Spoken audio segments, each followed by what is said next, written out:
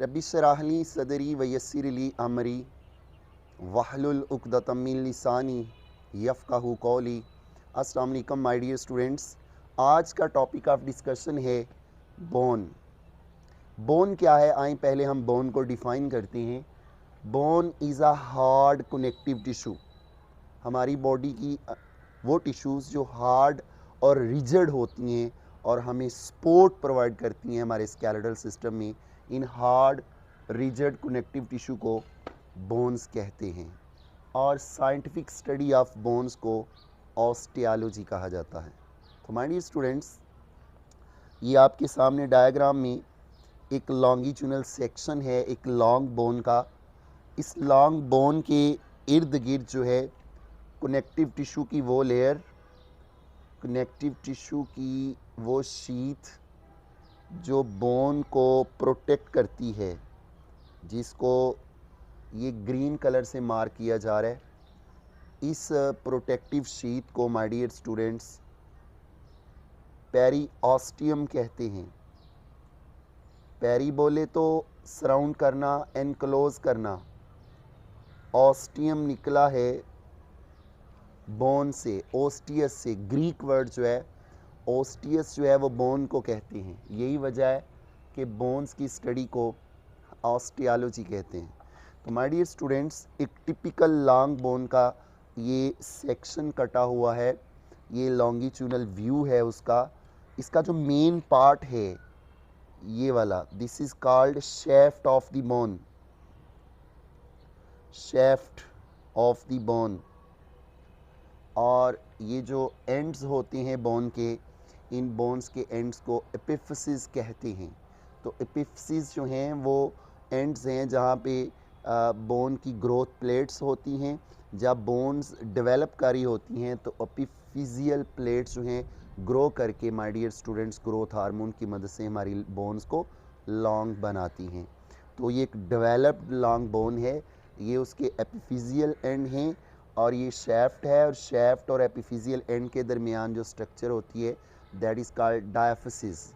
तो डायफिसिस, शेफ्ट और एपिफिजियल जो हैं ये स्ट्रक्चरल हॉल मार्क हैं एक टिपिकल लॉन्ग बोन के। अगर हम इस बोन को, ये जो आउटर मोस्ट पोर्शन है बोन का, इसको मैग्नीफाई करें तो इस बोन के अंदर हमें बोन का मैट्रिक्स नज़र आता है। तो बोन का जो मैट्रिक्स है माय डियर स्टूडेंट्स, असल स्ट्रेंथ और रिजिडिटी बोन को उसका मैट्रिक्स देता है। Matrix mean ground substance of the bone. तो इसमें दो कंपोनेंट होते हैं my dear students. One is called organic, the other is called inorganic,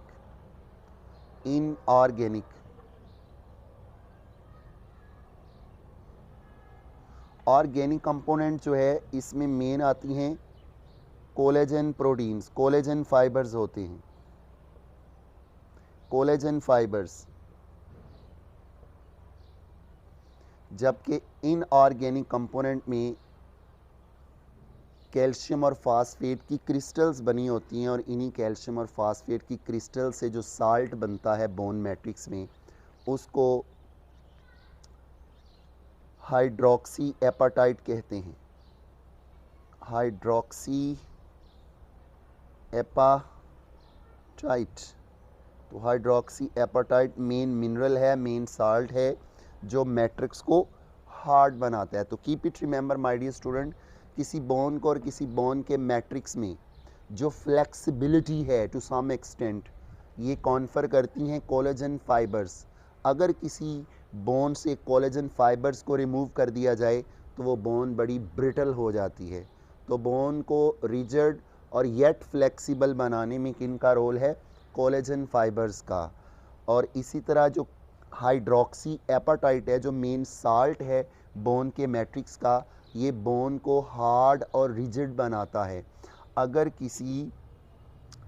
किसी बोन से ये साल्ट और ये मैट्रिक्स रिमूव कर दिया जाए तो बोन बहुत सॉफ्ट हो जाती है, इसको बड़ी इजीली कर्व किया जा सकता है, इसको बड़ी जल्दी ट्विस्ट किया जा सकता है। तो बोन्स हमारी क्लैप्स ना कर जाएँ और बोन्स हमारी ट्विस्ट ना कर जाएँ, तो नेचर ने जिस मटेरियल का इंतखाब किया वो इनऑर्गेनिक, जो बोन को स्ट्रेंथ, रिजिडिटी और सपोर्ट देता है, वो है हाइड्रोक्सी एपेटाइट। तो अगर किसी बोन से हाइड्रोक्सी एपेटाइट रिमूव कर दें, किसी हड्डी को इससे महरूम कर दें, तो जस्ट सपोज ये बोन जो है वो एक सॉफ्ट रोप की तरह बन जाएगी, और वो सॉफ्ट रोप किसका बना होगा पीछे? कोलेजन फाइबर्स का।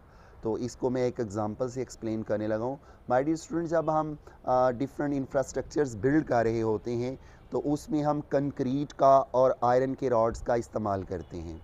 तो किसी इंफ्रास्ट्रक्चर के अंदर, किसी बिल्डिंग के अंदर जो हम पिलर्स बनाते हैं, तो उस पिलर्स के अंदर जो रॉड्स होते हैं, वो रॉड्स जस्ट लाइक बोन के अंदर कोलेजन फाइबर्स हैं, और इन कोलेजन फाइबर्स को सपोर्ट और रिजिडिटी और कंसोलिडेट करने के लिए हम उसके अंदर, उस पिलर के अंदर, उस बीम के अंदर रॉड्स के साथ रेत का, सीमेंट का हम एक मिक्सर बनाते हैं जिसे आप कंक्रीट कहते हैं। तो वो जो कंक्रीट होता है किसी पिलर के अंदर, उसको रिजेंबल करें किसी बोन के साथ, तो वो मटेरियल होता है हाइड्रोक्सी एपेटाइट। तो hydroxy apatite is just like the concrete of the bone, concrete of the bone. My dear students, collagen fibres और हाइड्रोक्सी एपेटाइट मिलकर एक्चुअली स्ट्रेंथ मैट्रिक्स को देते हैं और येट फ्लेक्सिबल बनाते हैं। ये जो हाइड्रोक्सो फार्मूला है माय डियर स्टूडेंट्स, ये किसको शो कर रहा है? हाइड्रोक्सी एपेटाइट को। अगर हम बात करें इस पेरिओस्टियम की, ये पेरिओस्टियम जो है ये किन सेल्स पे मुश्तमिल है? तो एक्चुअली जब एक बोन डेवलप कर रही होती है, और आपको पता है पहले बोन्स होने से पहले हालाइन कार्टिलेज होती है, तो हालाइन कार्टिलेज रिप्लेस होती है ऑसिफिकेशन से, फिर बोन में कन्वर्ट होती है और बोन का मैट्रिक्स बनता है। इसी पेरिओस्टियम को अगर हम मैग्नीफाई करें तो यहाँ पे जो बोन फॉर्मिंग सेल्स होते हैं, जो बोन का मैट्रिक्स बनाते हैं, these are called osteoblast, these are called osteoblast. तो माय डियर स्टूडेंट्स, ओस्टियोब्लास्ट वो सेल हैं बोन के जो बोन का मैट्रिक्स बनाते हैं। ये फर्स्ट टाइप है बोन के सेल्स की जिन्हें हम ओस्टियोब्लास्ट कहते हैं। तो माय डियर स्टूडेंट्स, ये एक टिपिकल ओस्टियोब्लास्ट जो है वो मैं ड्रा करने लगा हूँ। ये एक टिपिकल ओस्टियोब्लास्ट है जो मोनोन्यूक्लिएटेड होता है। तो keep it remember my dear student, यही ओस्टियोब्लास्ट जब कोलेजन फाइबर्स ये कोलेजन फाइबर्स सेक्रीट करता है, कोलेजन फाइबर सेक्रीट करता है, और साथ साथ ये वाले सेल्स जो हैं माय डियर स्टूडेंट्स, साथ साथ कैल्शियम को और फास्फेट को रिलीज़ करते हैं। तो ये कैल्शियम और फास्फेट और ये कोलेजन फाइबर्स ये मिलकर ये मैट्रिक्स बनाना शुरू कर देते हैं, और इस मैट्रिक्स में जो रिजिडिटी और स्ट्रेंथ आ रही है वो आती है कैल्शियम हाइड्रोक्सी एपेटाइट की वजह से। तो ये कैल्शियम हाइड्रोक्सी एपेटाइट की क्रिस्टल्स जो हैं वो डिपॉजिट हो रही हैं और ग्रेजुअली बोन के मैट्रिक्स को क्या बना देती हैं? हार्ड बना देती हैं। तो याद रखना है माय डियर स्टूडेंट्स, वो सेल्स बोन के जो अपने इर्द गिर्द मैट्रिक्स सेक्रीट कर देते हैं और मिच्योर हो जाते हैं, ऐसे मिच्योर ओस्टियोब्लास्ट को जो अपने इर्द गिर्द मैट्रिक्स डिपॉजिट कर देते हैं, तब इनको हम नाम ओस्टियोसाइट्स का दे देते हैं, ओस्टियोसाइट्स। तो ओस्टियोसाइट्स एक्चुअली लेट स्टेजेस के ओस्टियोब्लास्ट ही हैं। तो एक्चुअली ओस्टियोब्लास्ट जो हैं ये स्टेम सेल से अराइज होते हैं, और ये स्टेम सेल्स जो हैं प्रोजेनिटर सेल्स कहलाते हैं। ओस्टियो प्रोजेनिटर सेल्स जो हैं ये स्टेम सेल्स हैं जिनसे ओस्टियोब्लास्ट बनते हैं। यही ओस्टियोब्लास्ट जब अपने इर्द गिर्द कोलेजन सिक्रीट करते हैं और कैल्शियम हाइड्रोक्सी एपाटाइट को सिक्रीट करते हैं और बोन के मैट्रिक्स में ट्रैप हो जाते हैं। इन्हीं ओस्टियोब्लास्ट को ओस्टियोसाइट्स कह देते हैं और ओस्टियोसाइट्स जो हैं ये मैच्योर बोन सेल्स होते हैं। तो माय डियर स्टूडेंट्स, वो स्पेसीज जहाँ पे ये ओस्टियोसाइट्स पड़े हुए हैं, इन स्पेसीज को लकूना कहते हैं। तो लकूना वो स्पेस होती है जहाँ पे एक मैच्योर ओस्टियोब्लास्ट मीन ओस्टियोसाइट्स पड़े होते हैं। तो लकूनी प्लूरल है, लकूना सिंगुलर है। इस तरह ये जो आपको एक्सटेंशंस नज़र आ रही हैं इस ओस्टियोसाइट्स की, ये जिन स्पेसीज में होती हैं उन्हें कनेलिकुलाए कहते हैं। कनेलिकुलाए वो स्मॉल स्पेसेस होती हैं जहाँ पे इन सेल्स की एक्सटेंशंस गई हुई हैं, और वो स्पेस जहाँ पे ओस्टियोसाइट्स होते हैं इन्हें लकूना कहते हैं और प्लूरल को लैकूनी कहते हैं। तो माय डियर स्टूडेंट्स, तीसरी टाइप जो है बोन के अंदर जिन सेल्स की है, इनको ओस्टियोक्लास्ट कहते हैं। ओस्टियोक्लास्ट थर्ड टाइप है बोन सेल्स की। तो keep it remember, actually osteoclast original bone matrix के सेल्स नहीं है, बोन के सेल्स नहीं है। ये पहले बोन मैरो में बनते हैं और ये मानोसाइट्स होते हैं। यही मानोसाइट, यही वाइट ब्लड सेल जब परमानेंटली जब किसी टिश्यू के अंदर रिजाइड करना शुरू कर देते हैं तो ये मैक्रोफेजिस बन जाते हैं। तो वो मैक्रोफेजिस जो बोन के अंदर मौजूद होते हैं, इन बोन के मैक्रोफेजिस को, बिग ईटर्स को हम ओस्टियोक्लास्ट कहते हैं। और ये ओस्टियोक्लास्ट जो है एक्चुअली बोन को डिज़ोल्व करते हैं। तो बोन रिजॉर्प्शन किन का फंक्शन है?